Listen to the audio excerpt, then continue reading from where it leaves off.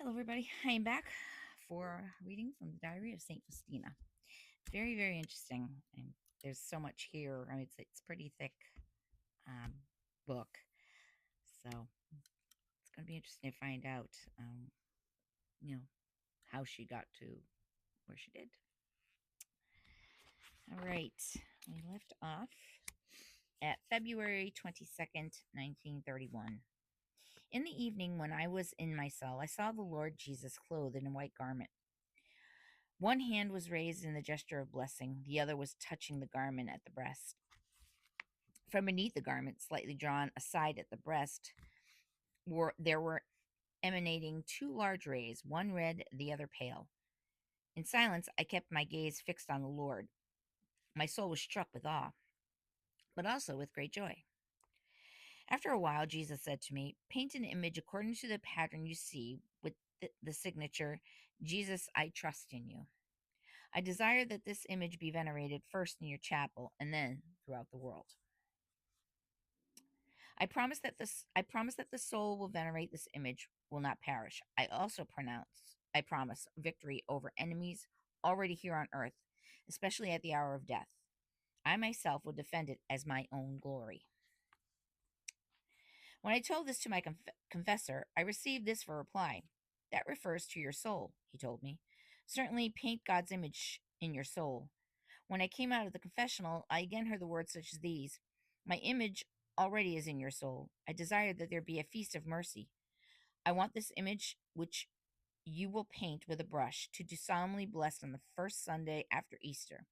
That Sunday is to be the feast of mercy. I desire that the priests proclaim this great mercy of mine towards the souls of sinners. Let the sinner not be afraid to approach me. These flames are of mercy are burning me, clamoring to be spent. I want to pour them upon these souls." Jesus complained to me in these words: "Distrust on the part of souls is tearing at my insides. The distrust of my chosen souls can cause me even greater pain. Despite my inexhaustible love for them, they do not trust me. Even my death is not enough for them. Woe to the soul that abuses these." When I spoke to Mother Superior, Rose, telling her that God had asked this of me, she answered that Jesus would give me some sign so that we could recognize him more clearly. When I asked the Lord Jesus for a sign as proof that you are truly my God and Lord, and that this request comes from you, I heard this interior voice: "I will make this all clear to the Superior by means of the graces which I will grant through this image." When I tried to run away from these interior inspirations, God said to me on that day of judgment, he would demand of me great number of souls. Once exhausted because of these various difficulties that had befallen me because of what Jesus had said to me and what he had demanded of me for the painting of this image, I made up my mind to approach Father Andras before my perpetual vows and to ask him to dispense me from all these interior inspirations and from the duty of painting this image. After having heard my confession, Father Andras gave me this answer: "I will dispense you from nothing, sister. It is not right for you to turn away from these interior inspirations, but you must absolutely, and I say absolutely, speak about them to your confessor. Otherwise, you will go astray despite the great graces you are receiving from God. For the present, you are coming to me for confession, but understand, sister, that you must have a permanent confessor. That is to say, a spiritual director." I was very upset by this. I thought that I would get myself free from everything, and it turned out quite the opposite. An explicit command to follow requests of Jesus, and now still another torment, as I had no permanent confessor. Even if I went to the same confessor for a certain period of time, I could not open my soul to him in respect to these graces, and this caused me ineffable pain.